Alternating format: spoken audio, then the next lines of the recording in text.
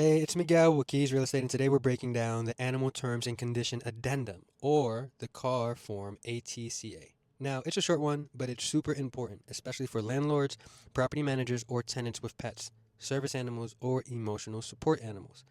It's an addendum that gets attached to your residential lease or your month-to-month lease agreement, and it spells out exactly what animals are allowed, under what conditions, and who's responsible if something goes wrong. Now, what this form does right here, it says this form becomes part of the residential lease, lease after sale, or other rental agreement. So anytime a tenant is allowed to have a pet, service animal, or support animal, this document gets added to the main lease.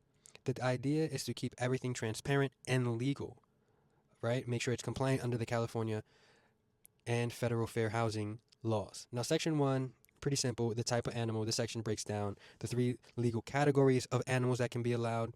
A service animal. That is a trained animal that performs tasks directly related to a person's disability. Example, a guide dog for someone who's visually impaired, or a medical alert dog. Now, B, support or emotional support animal. Animals that provide comfort or companionship to someone with a disability or mental health condition. The tenant must provide documentation to support the need for this animal. And C, the most common, it's a pet.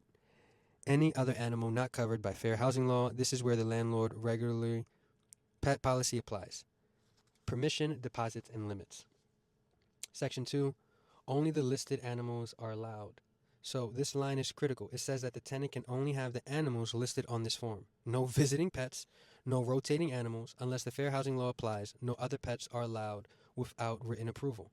So if the tenant says, oh, my dog's just here for the weekend, that's still a violation unless the housing provider says otherwise.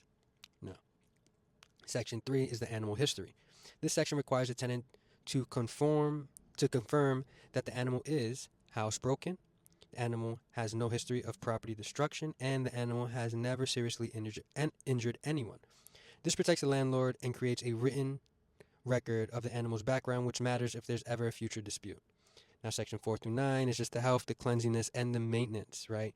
Licensing and vaccination. Number 4, this is the tenant must follow all the city and county laws for licenses and vaccinations. 5, compliance tenant must follow all the local laws per pet care, lease laws, etc. Cleanup, again, it goes over odor and stains, pest control, no grooming in shedding areas. No grooming in shared areas, right? You can't have a bath right in, the walkway or the catway. So animals can be bathed in laundry sinks. They cannot be bathed in laundry sinks, pools, or the common areas. These seem small, but they're here to prevent disputes and protect shared property.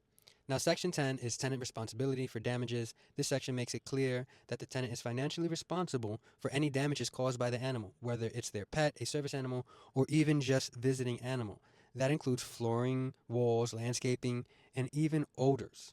Now, Section 11, indemnification. Here, the tenant agrees to indemnify and hold the housing provider harmless for any claims, damages, or injuries related to the animal. So if someone gets bitten on the property or the property gets damaged, the tenant, not the landlord, carries the liability. The landlord is not dealing with that. That is the tenant's issue.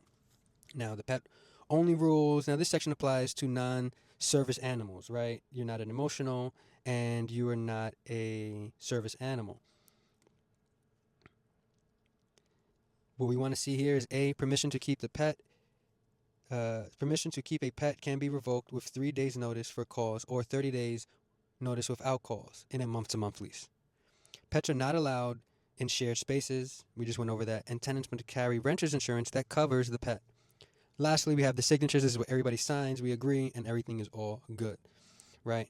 So that's the Animal Terms and Condition Addendum, also known as the ATCA. It's simple but powerful. It outlines the rules clearly so everyone's protected, whether you're a tenant with a supported animal or a landlord managing multiple units. I'm Miguel with Keys Real Estate, breaking down California real estate forms one page at a time so you can stay sharp, compliant, confident in every step of the deal. Peace out. And if you're looking to buy or sell real estate, reach out to us. I think currently we are at 1,008 transactions. Have a great day.